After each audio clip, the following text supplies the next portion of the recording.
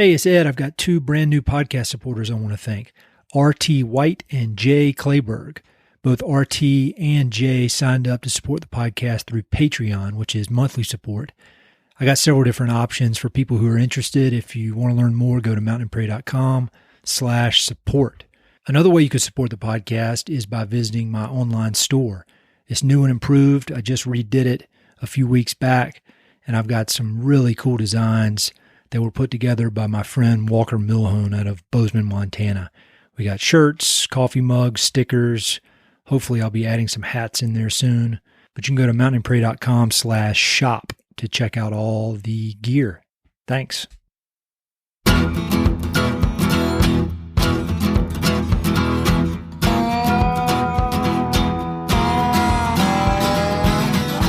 Hey, this is Ed Robertson, and this is the Mountain and Prairie Podcast, where I introduce you to some of the innovative individuals who are shaping the future of the American West.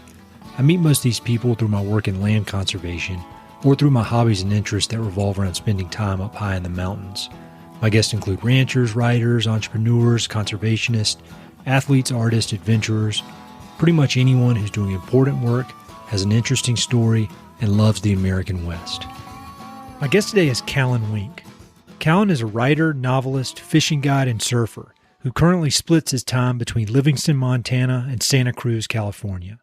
He's the author of the newly released novel August, as well as the highly regarded short story collection Dog Run Moon, both books that I recently read and thoroughly enjoyed.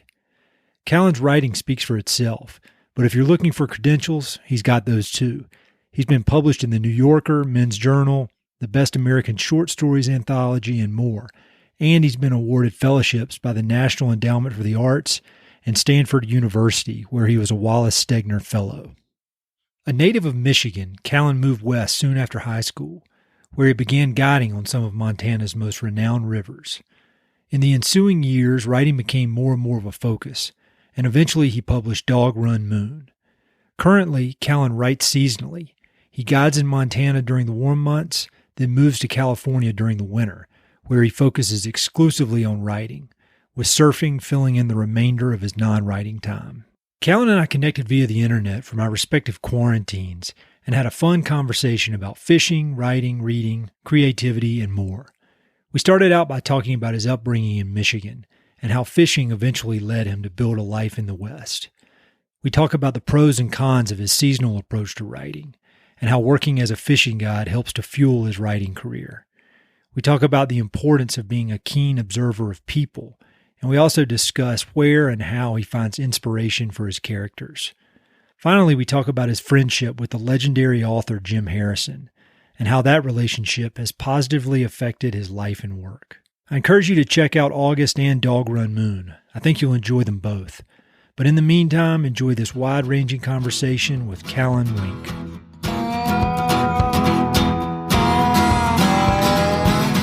I was thinking maybe the way we could start out is just at the beginning of your journey, because you've got this common thread that I've seen among a lot of my guests and then among writers in general, and it's Michigan.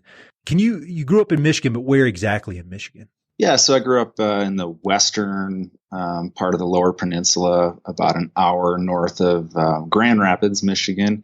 It's a tiny little town called Morley that no one's really ever heard of. Very small, rural, just kind of grew up out in the woods, messing around a lot as a kid. I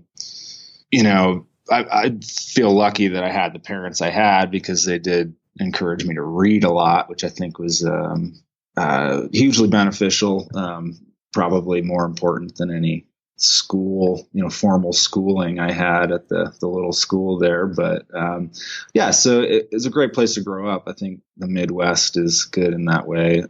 Good place to grow up and then leave, basically. But yeah. And so when you were a kid, I mean, were you thinking about the West? I mean, did you read about the West? Did you have a idea as a kid, like I'd love to end up in Montana or in the Rocky Mountains at some point, or how did you end up kind of transitioning out of Michigan to the Rockies? I did read a lot of Western novels as a kid, just crap novels, paperback novels. I'd go to the library and just tear through a stack of them in a week. So that sort of thing, I had this idea of the West, definitely. And I think I never had the idea that I would one day go and live there. That almost seemed impossible in a way. Like what does one do in the West? I didn't really have a framework for that. Basically, the thing that got me out of the Midwest is fishing randomly. I always fished as a kid and started fly fishing at a young age. And then that for me was like, well, this is something I can go and do in the West that wasn't present for me in like the depictions of the West that I read in the Western novels and things like that. It was like, oh, I can go to Montana and go fishing. And for me, that was like what did get me out of the Midwest, fishing. So what age were you when you headed out to Montana to fish? So I had never really, I don't think I'd been on an airplane yet. I was, it was the summer I graduated from high school. I saw this ad in the back of a fly fishing magazine that I was reading, and the ad said, "Land your dream job, become a fishing guide." And it was an ad for a guide school. And so that summer I worked for my dad, working construction, and saved up my money. And then the following year, I went to this guide school, and I was on the Bighorn River, southeastern Montana. And that was, like I said, pretty much the first time I'd traveled much outside of Michigan, especially on my own. And it was definitely eye-opening. It was just seeing that big river, and there weren't really even mountains there. Southeastern Montana is kind of rolling hills, pretty flat and dry actually. But the small hills you can kind of see from the Bighorn, those seem like mountains to me. And that was it. I was kind of like, well, there's a lot out here. Outside of Michigan, all these trees, and the people I've known my whole life growing up. So I think just that trip, it was a week. I went back to Michigan, but I never really went back. I was still in my head in Montana, just trying to figure out a way to go back for good, which I then did. The following summer, I got a job on a dude ranch east of Missoula. Oh, nice. And yeah. So I kind of I never really left after that, other than seasonally. So yeah. And what did your folks think of that? I mean, what did they think of this move? Because it sounded like they'd been there in Michigan for a while. I mean, did they think it was crazy or cool, or what was their reaction to your packing up and heading out? Yeah, I mean, my parents have always been real supportive. They didn't really have any objections. Probably glad, in fact, that I was going to get out of my hometown. Hometowns are alike in that way that there's a certain element there that can kind of make it hard to leave, drag you in, things like that. So. I think they were definitely happy for me, and they just knew that was something that it was just, the fishing was a thing I loved to do, and it was better in Montana, or so I thought. So anyway, but yeah, they were supportive. It was a strange time. My mother was she basically. It was during that time she had a serious health thing happen. She had a stroke. And so she was incapacitated severely for the next 10 years. So it was just as a young person, I think I was 19 at the time, just, my mom had basically just died essentially. And I was kind of like, well, life is short. If I don't make a move now, I may end up being in Moreland, Michigan for the rest of my life. So. Yeah, that's intense. Because in my experience, I moved out west, and when I was in my mid 20s, I guess, and it was an intense experience for me, and it was I didn't have that going on in the background, so that's Well, thanks for sharing that. When you mentioned that you were a voracious reader as a kid and that reading was a big part of it, when did writing become important to you?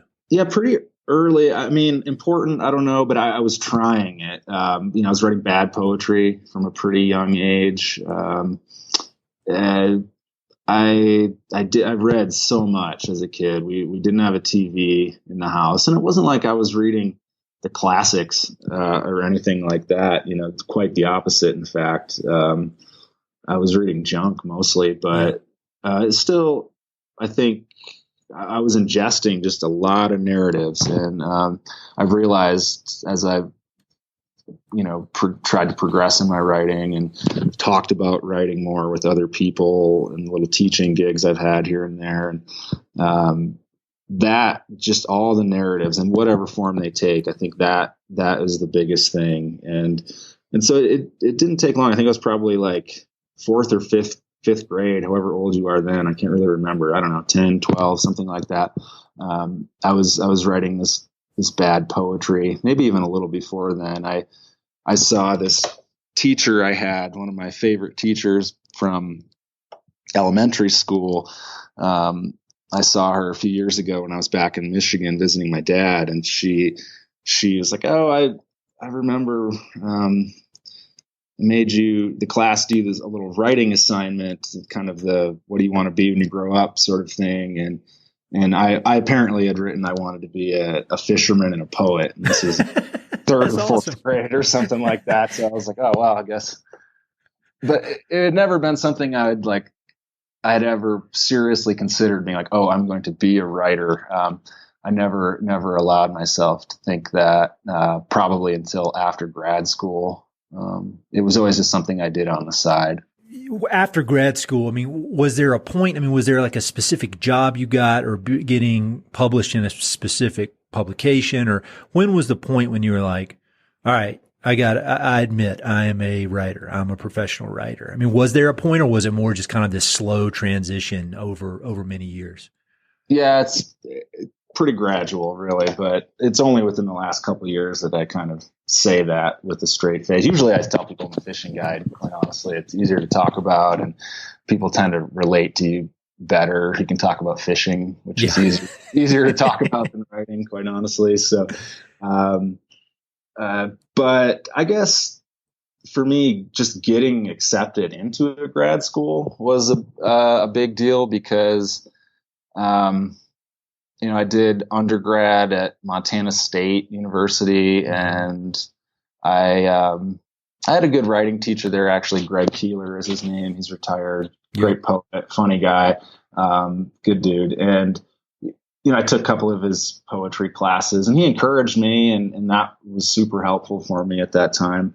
But it wasn't like I got I got a degree in English literature, basically because I was no good at math. I probably would have gone into the sciences. But I was fishing guiding, working construction in the winter. And, I knew vaguely that there was this thing called an MFA you could do.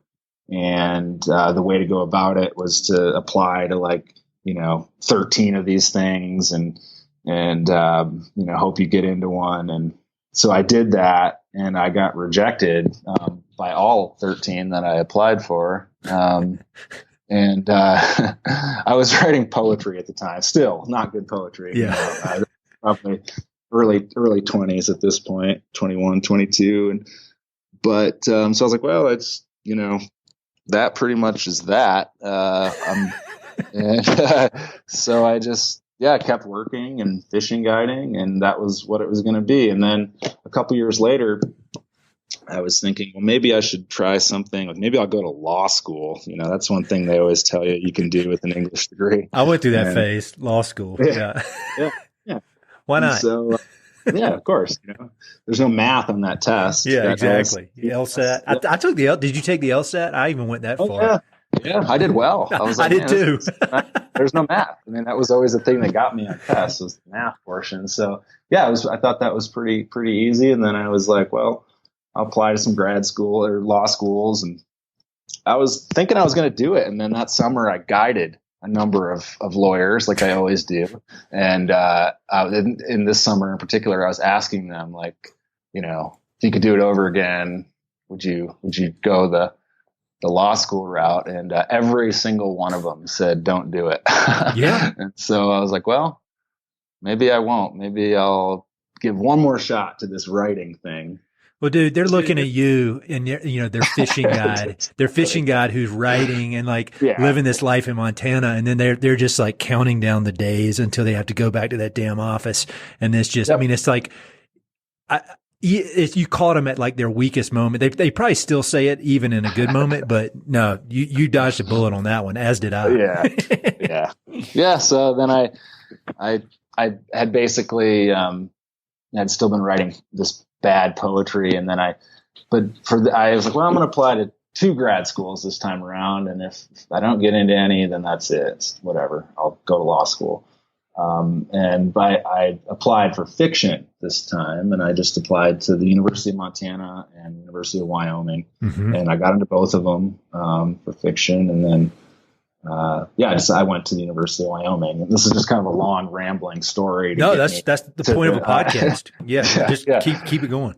Yeah. So just basically that moment where, the woman who was the head of the creative writing department in Wyoming, Beth Lafreda, she was great. I remember she called me, and I was so surprised that they were, going to accept me. I wasn't really expecting it. And that was like some validation. But I remember I had a girlfriend at the time. I've been dating for a few years, and I remember I got that call, and then I saw her later on that day, and I was like, well, I think I'm going to go to Wyoming for grad school. And she's like, grad school for what? I was like, well, writing. She's like, you write? When did you start that? And so I'd like this person I've been living with for 3 years. I hadn't even, that was how the writing is not something I was open about or shared with anybody, just probably out of fear of rejection, quite honestly. And it's just, I guess I didn't grow up in a place where like you could say with a straight face that you were a writer, and have people take you seriously. So,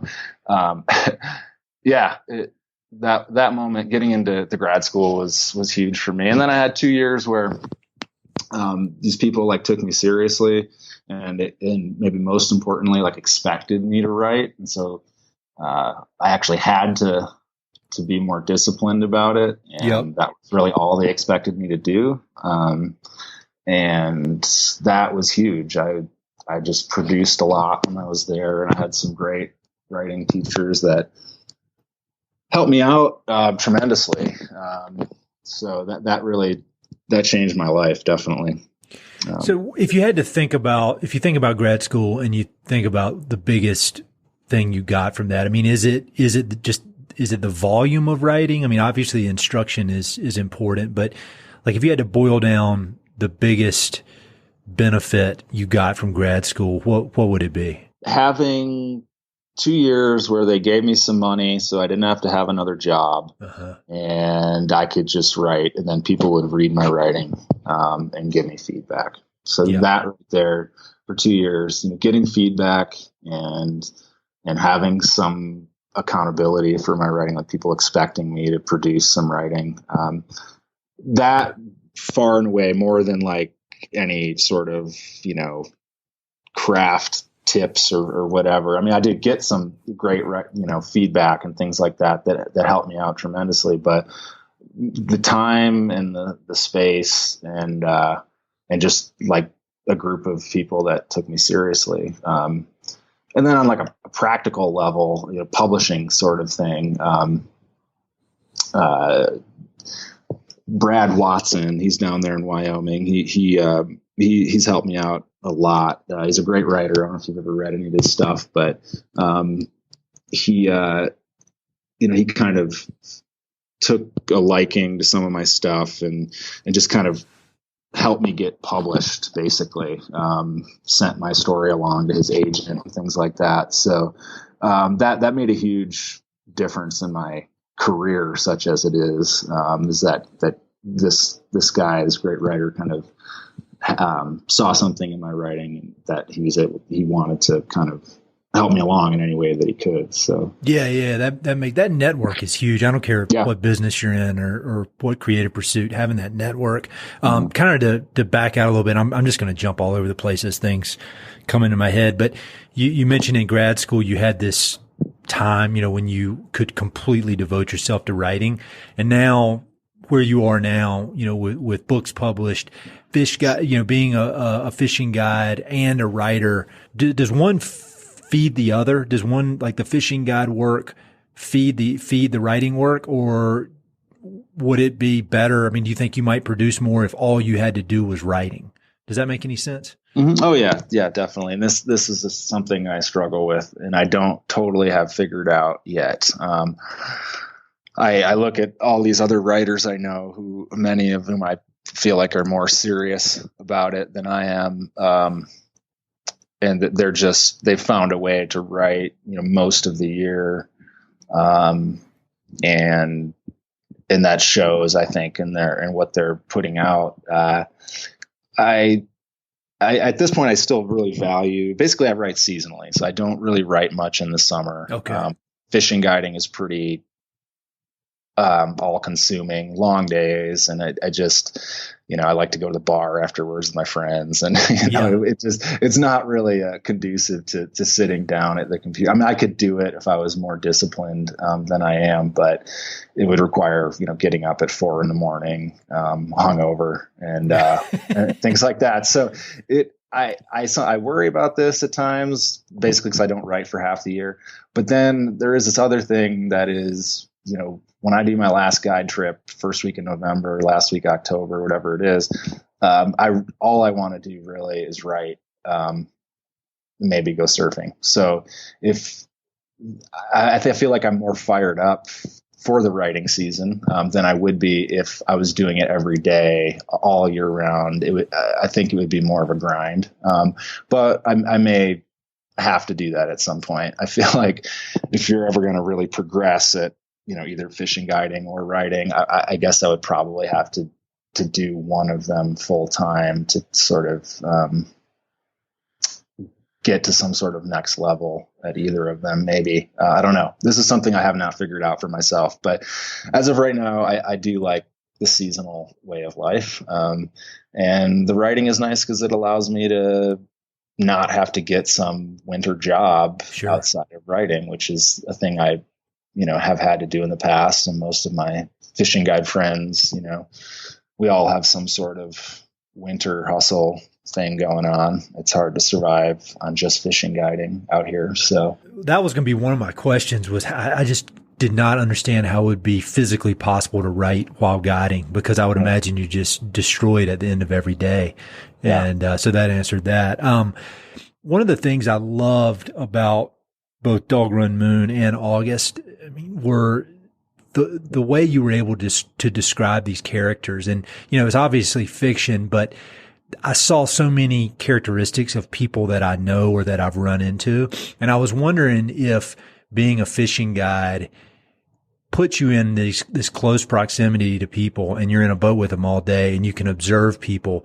And do you get much material from guiding, from the people that you're in such close contact with over the course of a summer? I do get some. I probably get more from, going to the Murray bar afterwards. Yeah. But how do I put this? Fishing guiding, you do meet a lot of really interesting people. You meet a lot of sort of rich white people, that are a little bit older from all over the country. And you can learn a lot from those folks. And I enjoy many of these people's company.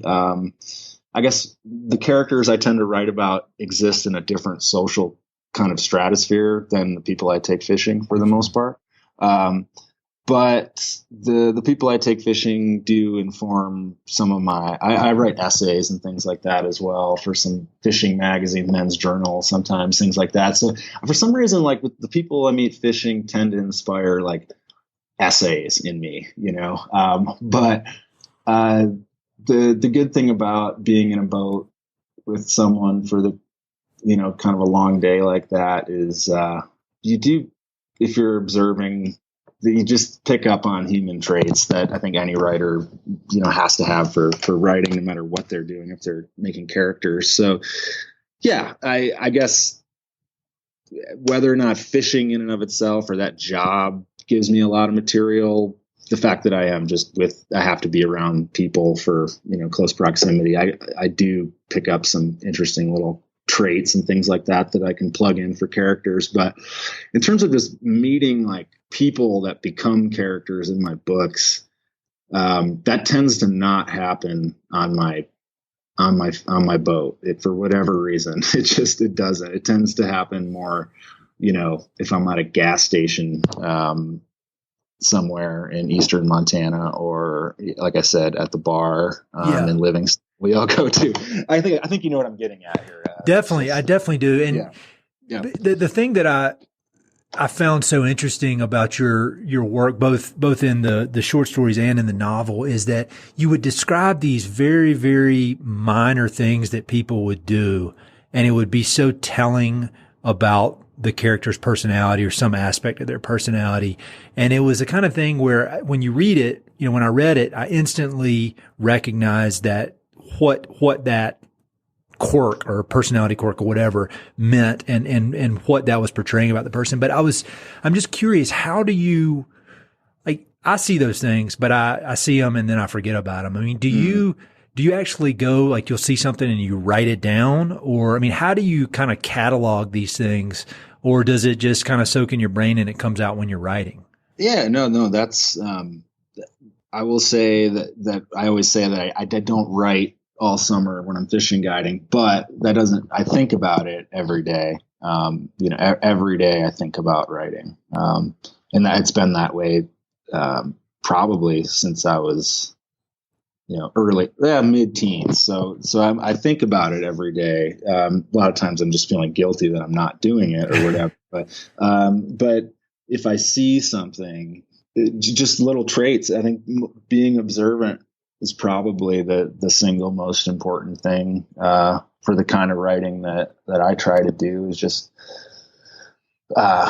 keeping an eye out for the things that people do, and just like, the little things. And it's hard this is something that in my couple little teaching gigs that I've had, trying to convey what we're talking about to a student who really wants to, improve his or her own writing, and trying to find those little details, because them when you see them in writing, but it is kind of hard to be like, oh, this is what you need to do.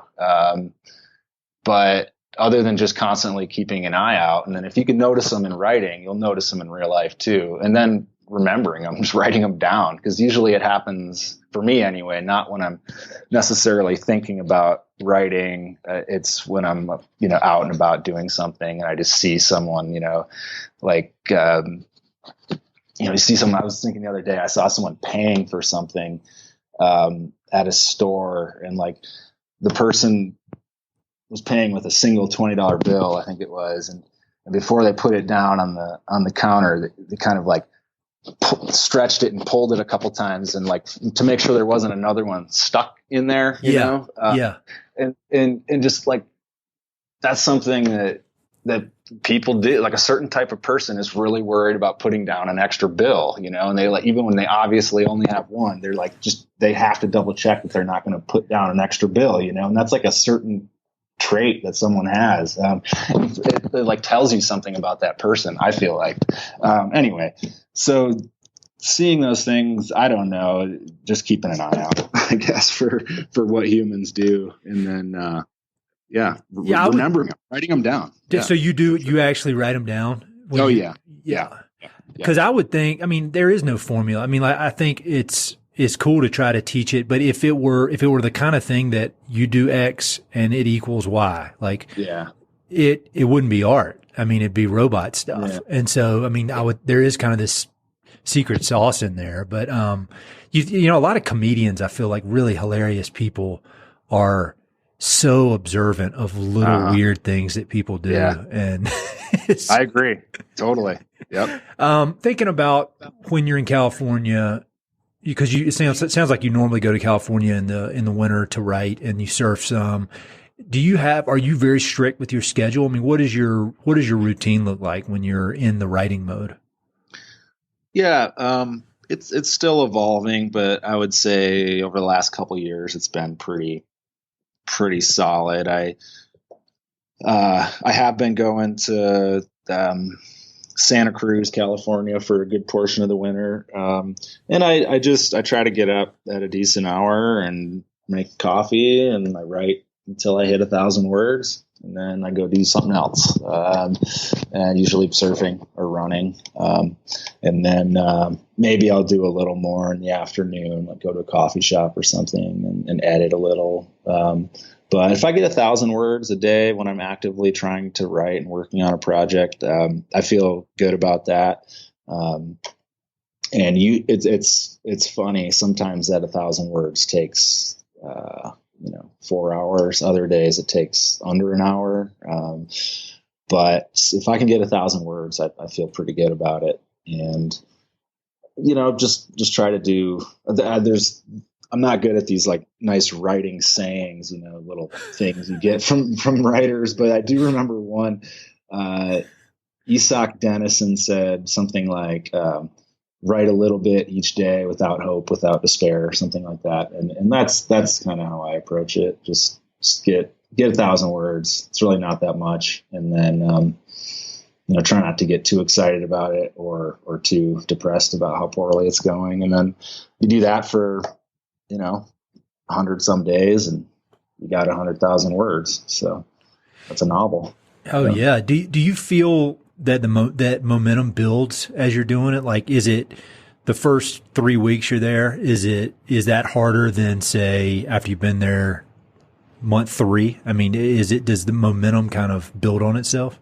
Yes, 100%. I mean, the writing is like, it's not unlike the surfing or the running, same thing. After a summer of fishing guiding, I'm out of shape, writing shape, definitely. I can row a boat pretty good, but it just, my brain feels slow. Yeah.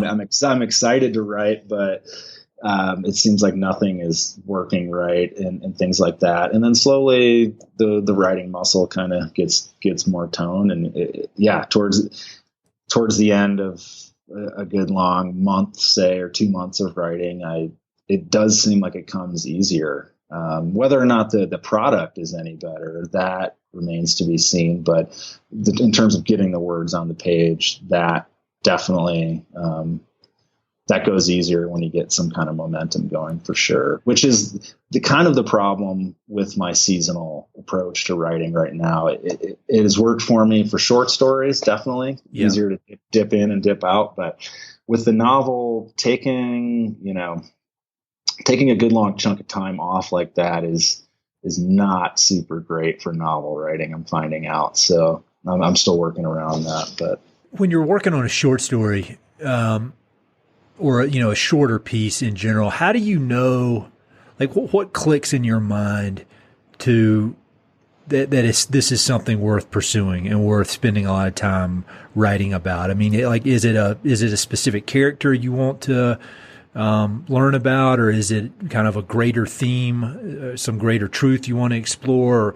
What catches in your brain that makes you be like, all right, I want to write a short story about this? The short stories are great, I think, just if for nothing else, that they are in fact short. And so you have less, there isn't this sense of like, I am sitting down today to write a novel, which sometimes can be a little oppressive. And you feel like you need to have all of these greater truths and things like that. And you're less inclined to just kind of take a risk or just write some goofy thing you're thinking about.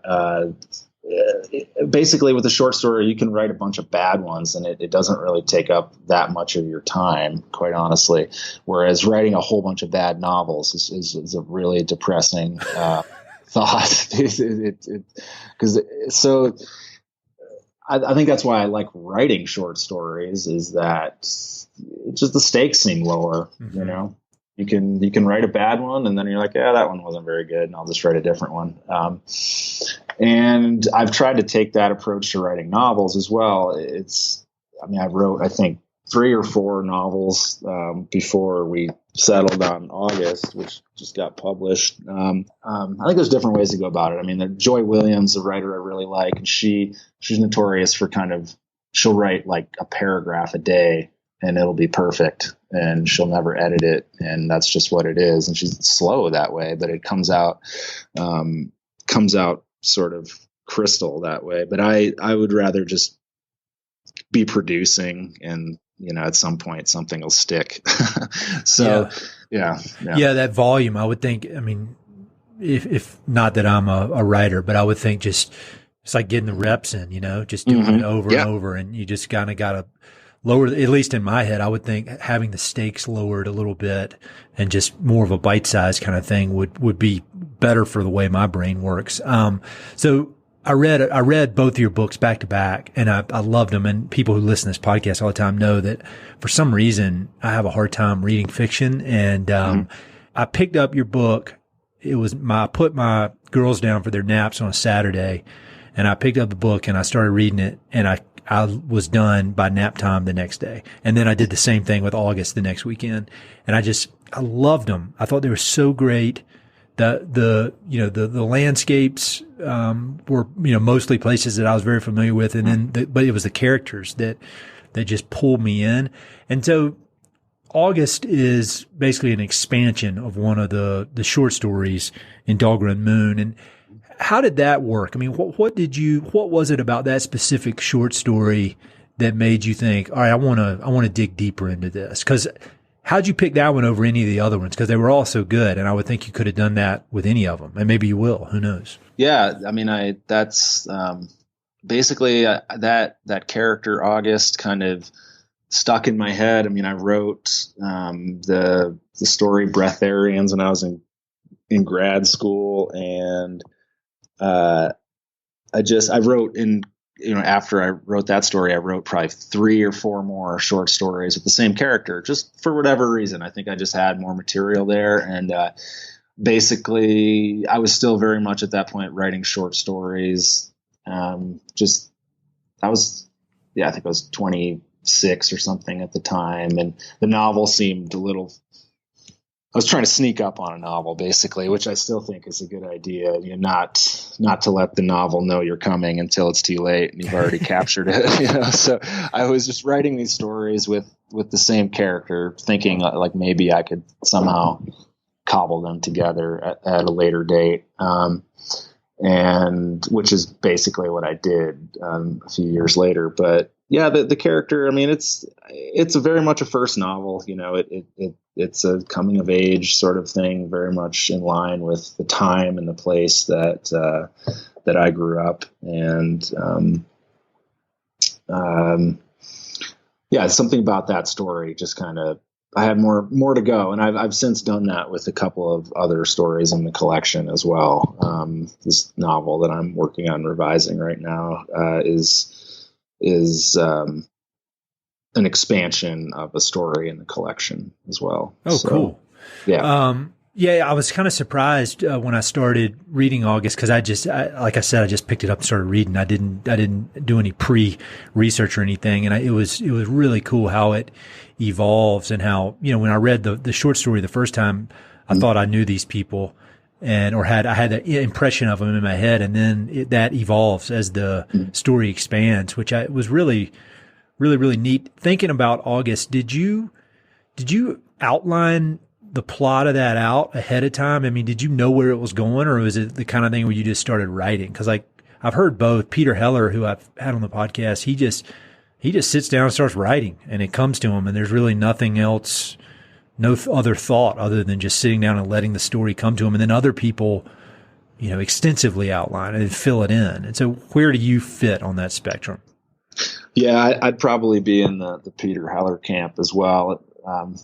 I've tried to do the outline thing with novels that I've been working on in the past, and they've all sort of fizzled and died before I actually got to the writing of them. So it's something about the kind of organic process of having it grow on its own accord. Too much planning for me tends to kill it. It reads as if it has been planned, which, I mean, to some extent, novels I think are all planned, but you don't want the framework to show. And I was never able to obscure the framework after outlining as much as I can when it just I let it kind of grow on its own. Yeah. Have you ever, when you're writing and you kind of go down one of these plot lines, have you ever thought, man, this doesn't work, and you have to back it up and start over? Or do you just generally keep going wherever your brain takes you?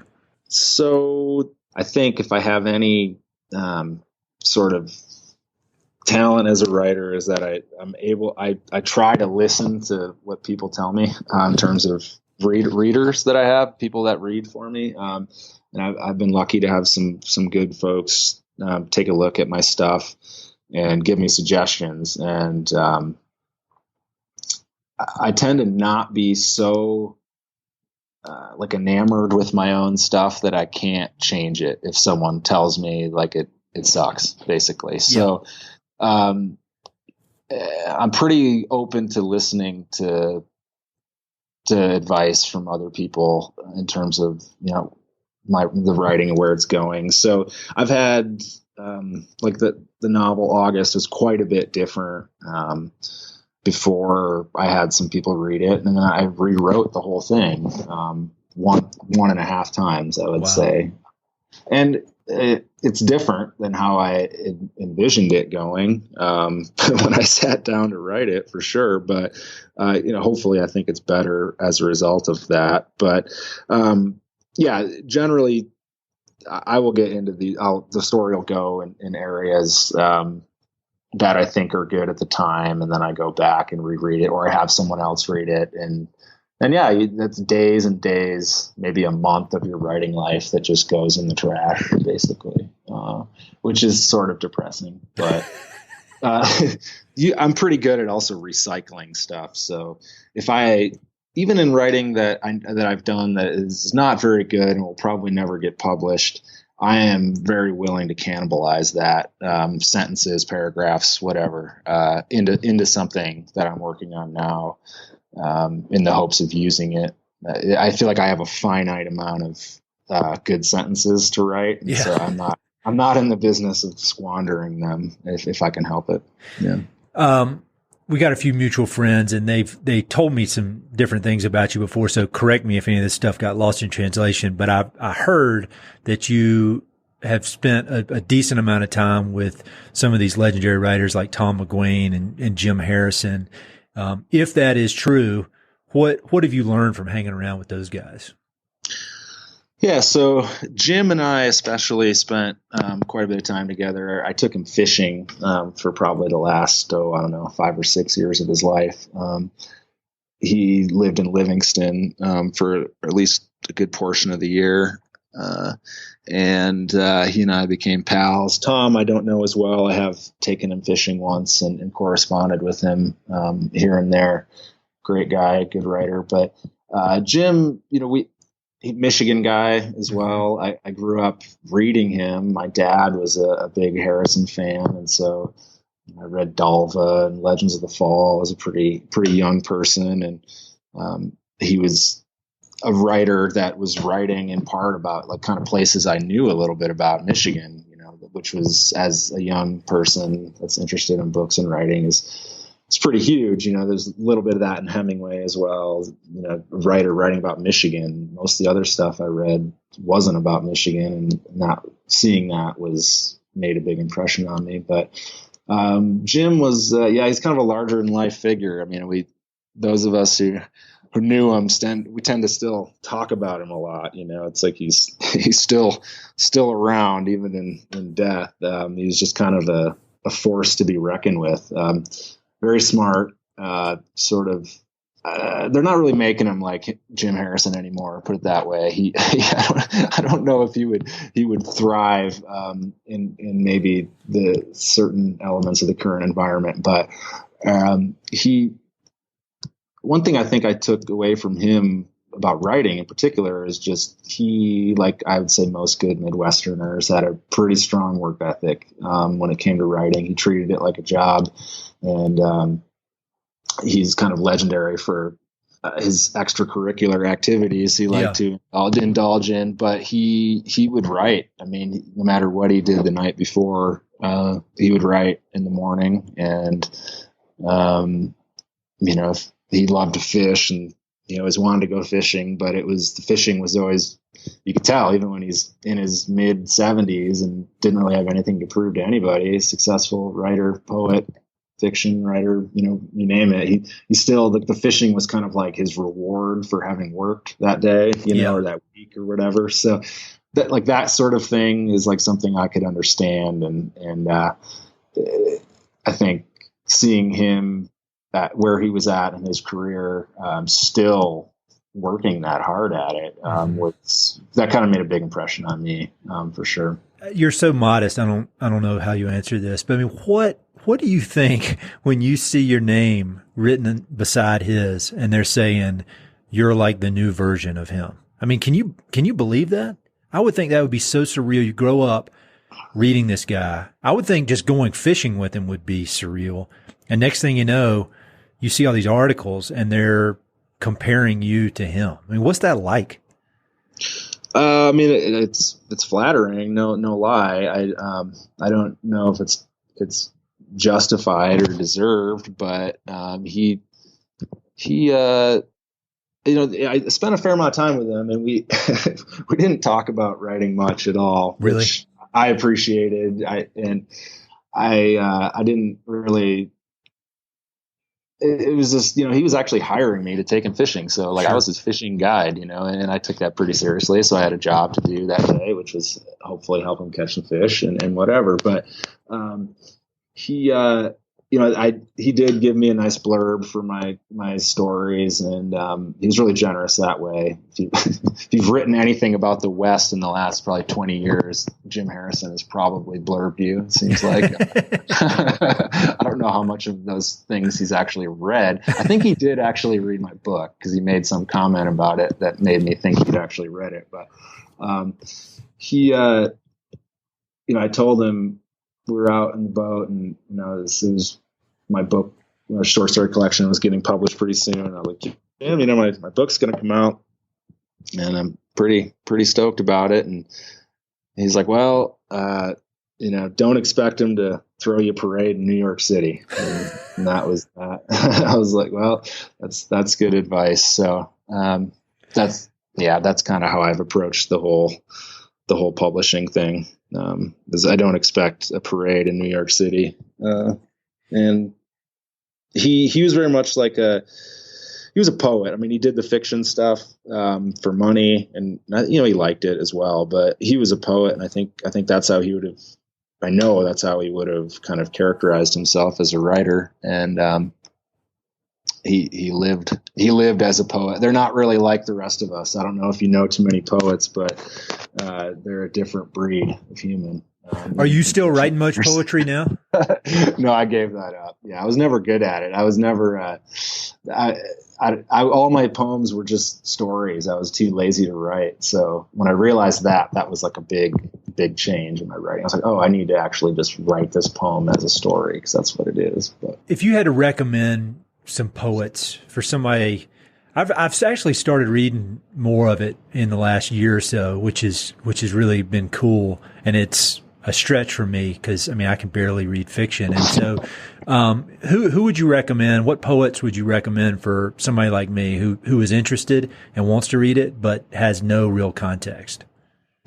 Yeah. And this is probably part of the reason I wasn't a great poet, is that I didn't actually read a lot of poetry, but, I will say Harrison's poetry is probably his best writing, in my opinion. So that'd be a great place to start. He has 20 books of poetry. His last book, Dead Man's Float is what it is. That was probably one of his best books of poems, in my opinion. Worth checking out. Also, there's a great Montana poet, Michael Earl Craig. I think he's actually the poet laureate of Montana right now. He lives up in Wilsaw, Montana, and he's a farrier, shoes horses. Yeah. Really interesting guy and a really great poet.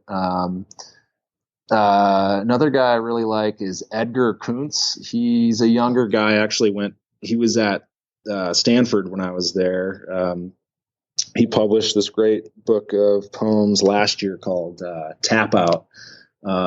It's got also one of the best covers of any books period I've ever seen. So you should check it out just for the cover. But the poems are really, really amazing as well. So those are a few. Yeah. Check out Edgar Kuntz. He's really good. Cool. I will check him out. I'm glad to hear that professional writers are also drawn in by the covers, because I definitely am. Yeah. Well, if you see this book, I mean, it's up close of this guy's hands, and it's really quite impressive. Yeah. I got when I put a picture of your book on my Instagram, there were several comments about how cool the cover was. So good work on that. Yeah, I had nothing to do with it, but I was really happy with it. So. What do you read now other than poetry? I mean, like, what does your reading look like? Is it all fiction, a mixture of fiction and nonfiction? I mean, what does it look like? Well, a mix of all.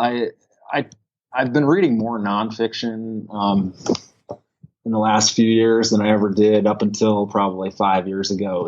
It was pretty fiction heavy, but I've been reading more nonfiction because I find that I can just enjoy when I'm actively trying to write a novel. For instance, I have a hard time reading a novel and just enjoying it because all I'm thinking about is how it's like better than mine, basically.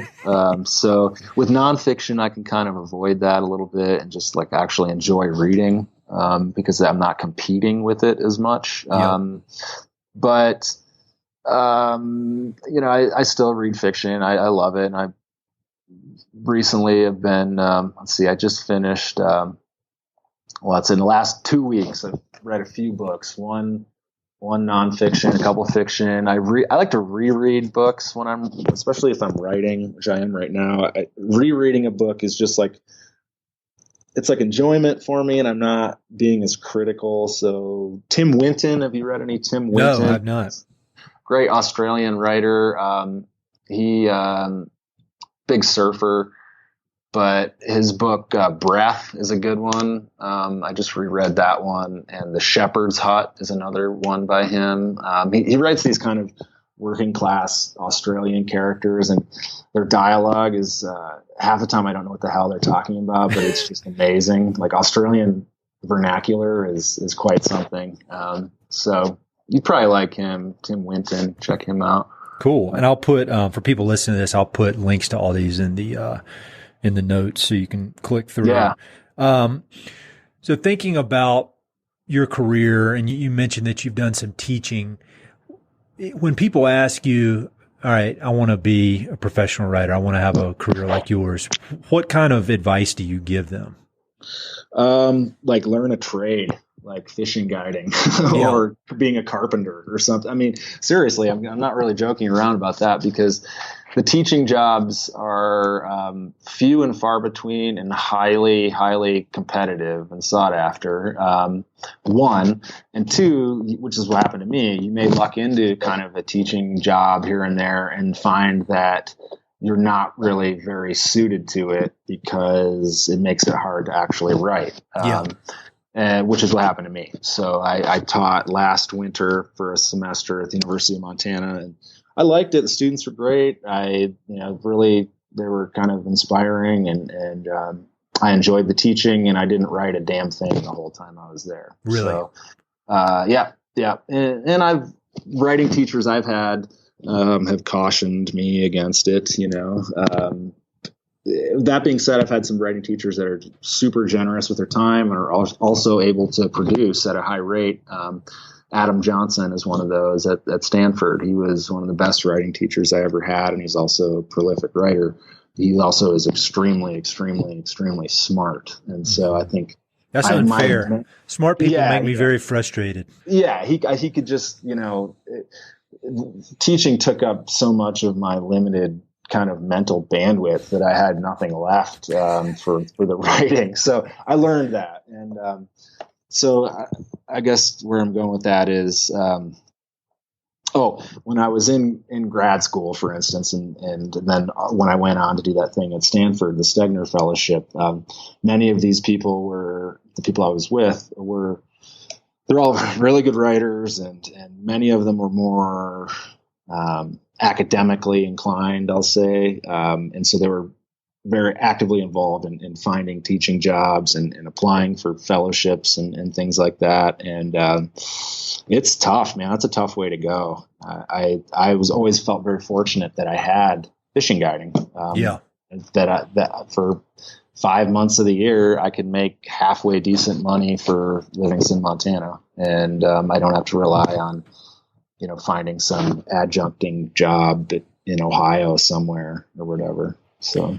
Yeah, I would think just having that in the background and knowing, you know how to do it, you can do it. It's steady, it's reliable. And then it probably takes some of the pressure off the writing too. And you can just do it without this just kind of probably paralyzing pressure. Like think if you're like, all right, I'm not going to work and I'm just going to work on this, and slowly your bank account's draining and you're like, oh, this has got to be the greatest thing I've ever written. I mean, I would think that would not be a good environment for a creative. No, definitely not. And like, I probably just due to where I grew up and the folks I grew up with, just having like a job. Writing has never fully seemed like an actual job to me, whereas fishing guiding is a little bit more like a job. And there's a lot of benefits to having like a job like that. Writing is so solitary most of the time. You don't get to work all day and then go to the bar and bitch about your job with your friends the way you can with fishing guiding, And so if I ever gave up fishing guiding, I would really miss having that, having something to relate with just my group of friends, No, that makes sense to me. I mean, that's really cool to hear. I think that kind of sentiment comes up time and again on here, because I think there are a lot of people who think that they need to fully devote themselves to whatever their artistic endeavor is. And I think more times than not, people are juggling a lot of different things and they make it work. And in some ways, I feel like having those constraints makes you more productive. At least it does with me. And I've had a lot of artists on here who say that. They say that having some kind of constraints forces them to kind of be more creative. So I don't know. Yeah, no, I agree. I mean, it's there's nothing more oppressive than unlimited free time. Yes, you're exactly right, man. And that took me a long time to learn, but it's too many choices. I can't. Yeah. I have to set things up so I don't have choices. We're coming up on an hour, which is crazy because I feel like we just started talking, but I've got some kind of quick questions that I like to ask people at the end. Can we run through a few of those? Oh yeah. Thinking about the American West and the literature or history that's been written about it, do you have any specific favorite books about the American West? Does anything come to mind? Yeah, and old Peter Heller in the podcast you did with him, kind of scooped my my number one Blood Meridian, Cormac McCarthy. Great book, one of my all-time favorites. I reread it probably once a year. But outside of Blood Meridian, there's so many great Western novels. One that I really love, and you don't hear about it a lot anymore these days, is Housekeeping by Marilynne Robinson. It's kind of a Pacific Northwest, short, kind of really tight, nearly perfect short novel about this family, the women living in this on this lake, kind of Lake Fingerbone, which I think is she wrote it about Lake Pend Oreille.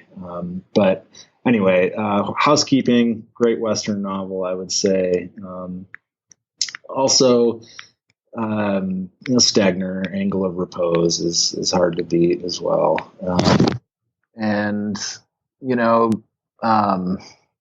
I always feel like I should have. In terms of short stories, I really like Rock Springs by Richard Ford. Cool. That he kind of is more known for those like Independence Day and things like that. The Frank Bascom novels, he won I think the Pulitzer for one of those. But his first collection, Rock Springs, is a great kind of Western book, in my opinion. So those are a couple. Cool. Yeah, I'll put links to all those. Do you watch many movies? And if so, do you have any that come to mind that are your favorites? Could be documentaries, could just be regular movies. That's a good question. Growing up, I didn't watch many movies. So like in my early to mid 20s, I felt like I needed to watch a lot of movies. And I'm not a great film guy. I watch them and then I tend to forget them. So I actually don't have a good film recommendation for you. You ever seen Roadhouse? I don't know what it is about Roadhouse, but I've met like 30 people that have mentioned Roadhouse to me. I guided this guy a number of years ago. He's kind of a famous chef now, David Chang. Oh yeah. Yeah. And like all he wanted to talk about was Roadhouse. And I need to watch that damn movie, and I have not seen it. So maybe I'll watch it. I send it to people as a gift. That's my signature gift is I send people a Roadhouse DVD, which is funny because nobody has a DVD player anymore, but it's worth buying a DVD player just to watch it. But you got to see it, man.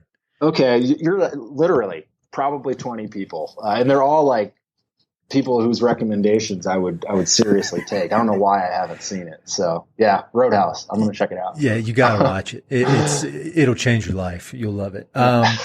So thinking about everywhere you've been in the West and everywhere you've, kind of studied with your writer's eye, is there one favorite spot that comes to mind? And obviously being a fisherman, you don't want to give away any secret spots, but right. What's your favorite place in the American West? Probably the Yellowstone River, east of Livingston. It's a big, wide river that Livingston in Livingston, the Yellowstone makes a big, east turn, and breaks out of the mountains and goes out into the prairies there. And it's just big, huge, expansive land and not many houses. And the river really shapes itself every year in runoff, a lot of channels and things like that. So that's kind of where I always want to go when I'm floating. So I love it there. That or the coastline north of Santa Cruz. I mean, California, can you count that as the West? I think it's so far west, it's east, I guess. Yeah. in mindset, especially. But that the coast north of Santa Cruz, you're kind of between San Francisco and Santa Cruz, and it feels like it's not super overdeveloped, and it's a nice rugged coastline. So those two places are kind of my favorite. There's some place in that stretch, a little town called Pescadero, where my wife and I, when we go to San Francisco, we go down there, and there's a place we stay, and man, what a awesome place. The way the air smells with those eucalyptus trees, I guess. God, I love that place, man. I love it up there. If money were no concern, I would somehow try to have a little place in Davenport. Even there's a trailer I could park in Davenport, California. It's like 8 miles north of Santa Cruz, but it feels like you're way out there a little bit, and small little place, good surfing. And that coastline is, someone who grew up in the Midwest, that's pretty remarkable to be in California. Definitely. It's a special place, man. Yeah. So thinking about writing or just life in general, is there, can you think of the best piece of advice you've ever received? Life advice, man. You're a famous author now, so you got to be willing to dish out life advice to people and tell people how to live. Oh God. I really don't know. I think probably is along the lines of Jim Harrison. Actually, when I was taking him fishing, he would kind of comment on like how he wanted to be remembered and things like that, and he wanted it to be something like, well, Jim Harrison got his work done. I think so. Life advice would be get your work done. Yeah. Man, I think that's valuable advice that I can use, and I think a lot of other people could. And, well, thank you for doing this, man. I know this is crazy times with this quarantine and everything, but it's been great to talk to you because I really enjoyed those books so much. So hopefully we can meet in person one of these days. Yeah, I really appreciate it. Thanks so much for having me. I enjoyed it. Hey, it's Ed again. Thanks so much for listening to the podcast, and thanks for listening to that particular episode. I hope you enjoyed it. Before you go, I've got 3 quick things. Number 1, if you like the podcast, please do me a huge favor. Either pass it along to a friend who may be interested, share it on your social media, and or go to iTunes and give it a 5-star review. All those things would mean a lot to me, and they would really help to spread the word about the podcast. Number 2, if you've listened to many of these episodes, you know that I love reading and I love talking about books. Every other month, I send out a quick email with a few books that I've recently read and highly recommend. The subjects are varied, but they're pretty much all nonfiction with an emphasis on history, biographies, adventure narratives, and topics related to the American West. There are no sales pitches for ranches, no spam, no other kind of nonsense, just books. So if you'd like to sign up for the list, head to Mountain and Prairie/reading, or just go to Mountain and Prairie and there's a massive tab at the top that says book recommendations. Click on it. There are a ton of good books that I've read. Some of the old email lists are on there. You can go crazy. There are a lot of books. And finally, if you know anyone I should interview for the podcast, please don't hesitate to reach out and let me know. All my contact info is at mountainandprairie.com, and I'm on all the social media stuff, Facebook, Twitter, Instagram, blah, blah, blah. So feel free to reach out. I'd love to have some recommendations and suggestions of interesting people I should meet. All right, that's it. Thanks for listening. Talk to you soon.